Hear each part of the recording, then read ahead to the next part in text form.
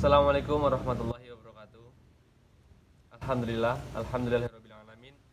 Wassalatu wassalamu ala asrofil anbiya'i wal mursalin wa ala alihi wa sahbihi ajmain.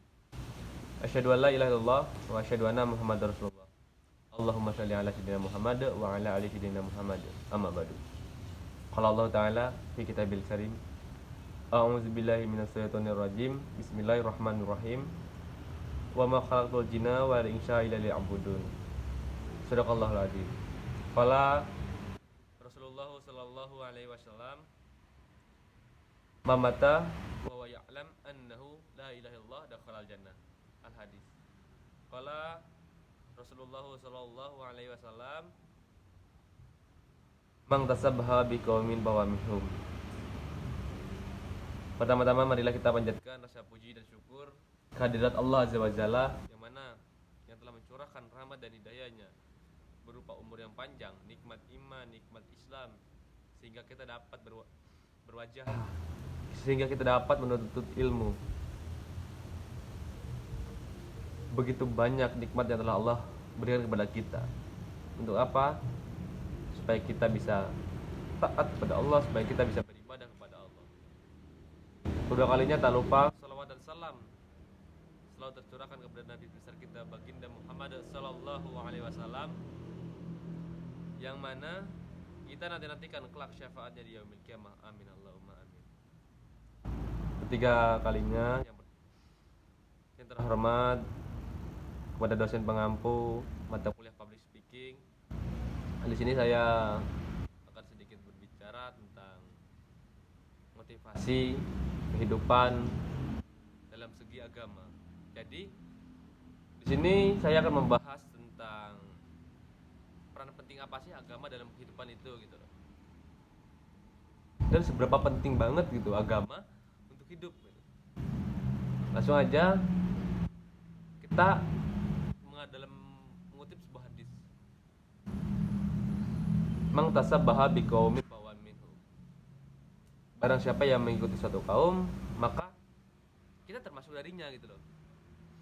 Nah, jadi intinya kalau kita mengikuti idola-idola yang tidak dicintai oleh Allah, bahkan yang dibenci oleh Allah, ya mungkin orang-orang yang memang dimurkai oleh Allah, terus kita jadikan idola gitu, ya berarti kita termasuk darinya gitu. Apalagi kita mencintai idola itu, kita sampai mengikuti gayanya, kita sampai seakan-akan tuh kita tuh sangat sayang gitu sama idola kita itu.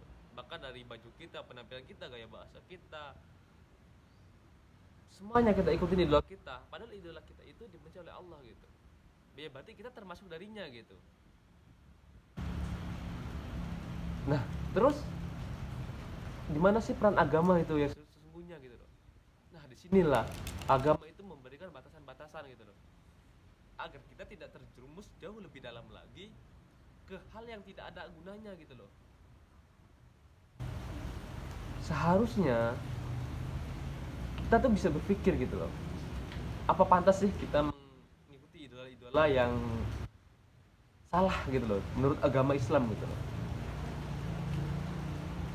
Nah, jadi untuk saya, untuk teman-teman yang lain, untuk sahabat-sahabat yang lain, apalagi kita berada di zaman era modern, era globalisasi, di mana teknologi itu semakin canggih gitu. Kalau kita tidak bisa menempatkan diri kita itu di mana, kalau kita tidak bisa memporsikan diri kita itu di mana, lalu kita mau jadi seperti apa gitu loh. Kalau kita mengikuti gaya-gaya orang-orang barat, ya maka itu tidak akan sejalan gitu loh. Nah, disinilah peran pentingnya agama gitu dalam membatasi, bukan berarti melarang. Kita dalam agama itu ada aturan tersendiri gitu loh. Bagaimana cara kita berpenampilan, bagaimana cara kita berbahasa, bertetangga, semuanya itu ada caranya sendiri gitu loh, cara yang indah sendiri gitu loh. Akan tetapi kalau kita kembali lagi kepada masa saat ini, itu terkadang banyak orang yang tidak mementingkan agama gitu loh, bahkan menyampingkan agama itu gitu loh. Seakan-akan agama itu dinomor duakan gitu loh. Seharusnya kalau ingin hidup kita bahagia, ya agama itu dinomorsatukan gitu loh.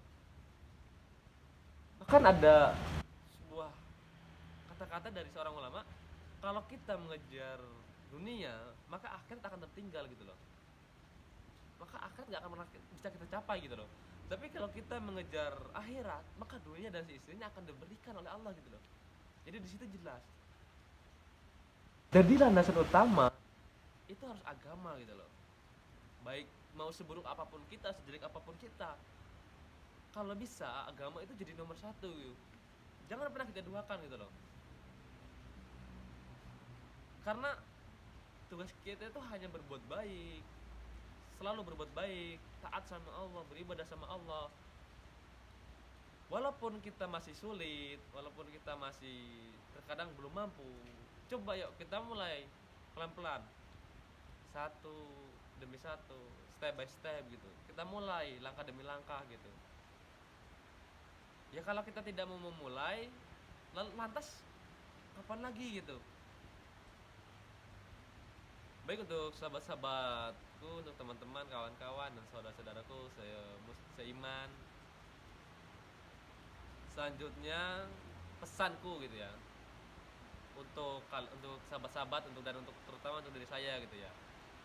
Yuk mulai dari sekarang kita mencari kebaikan gitu, kita menyebar kebaikan, amal ma'ruf nahi mungkar gitu.